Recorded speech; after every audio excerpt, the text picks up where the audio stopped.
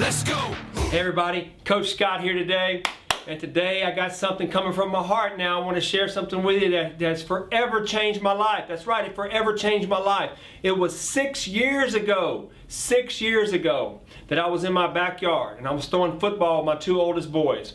And I go back to throw a football and my chest closes up, the left side of my body goes numb, my knees hit the ground, I can't breathe, and I know I'm in trouble. And as I looked across the field at my two oldest boys and I saw the tears and the fear and the confusion in their eyes, the thought occurred to me that this might be the last moment that your children ever remember you by.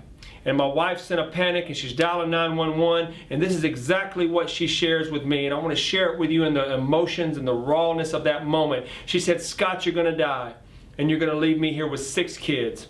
And she said, "Some other man is going to walk your daughters down the aisle." Now, she didn't say that to be mean. She said that because she was desperate. And as I've had a chance to step away from that moment and look back and reflect 6 years later, I want to share with you some thoughts and some things that God has revealed to me through that moment. The first thought is, don't wait for a catastrophic event to realize that your life matters. You are a one-of-a-kind. You're a masterpiece. There's never been one before you. There will never be one after you. And you must begin to evaluate and realize how precious your life is and how valuable you are. Your life and your health is your wealth. Number 2, when you think you are dying and when you're exiting planet Earth, everything changes. I can tell you right now, everything has changed for me since that point. When I begin to think about life, I don't look at people the same again. I don't look at my relationships the same. I don't look at life the same. I don't value my family and my friends and my children the same, my employees, my clients. I look at everything different now, and I'll say it this way.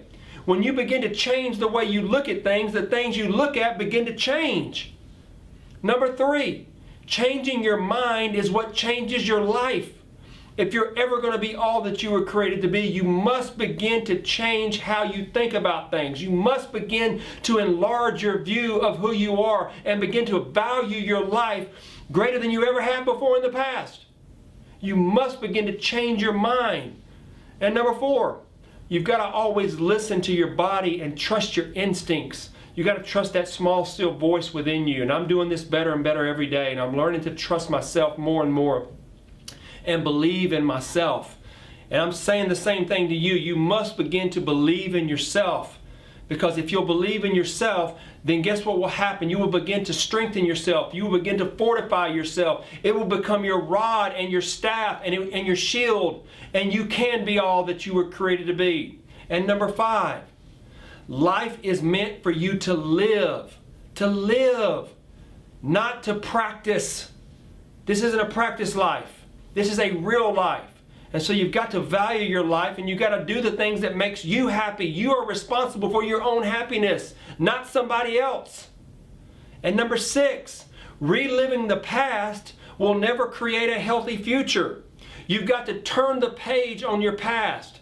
If your past is a failure, it's a failure. If your past was a success, it's a success. But you can't judge the possibility of your future based on your current situation, your feelings, or your past. Realize that you have an opportunity to be all that you were created to be, but you must look forward. You can't always look back and get progress. And number 7, our life is sacred, and the dots will connect in the future. You have to believe that the dots will connect in the future. You don't have to understand how it's going to connect. You just have to have the faith that it will connect. And let me share it to you like this. If I was supposed to have died in 2011, I would have died. But I survived because it wasn't my time to go.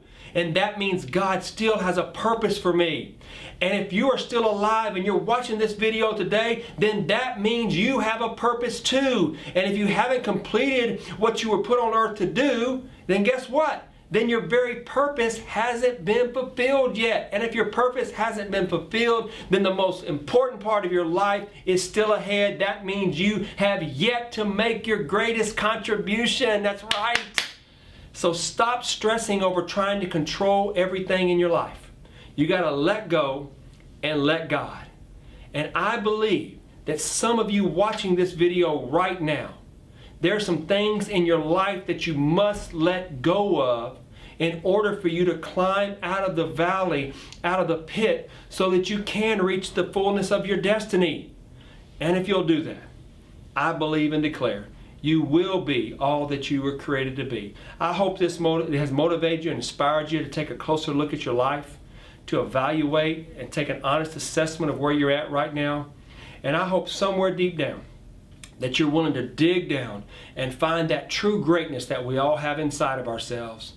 And then I pray that it comes out and you can share it with the world and make that contribution and live that purpose that you were designed to live. God bless you guys. Take care. We'll see you soon. We walk as one. Yeah.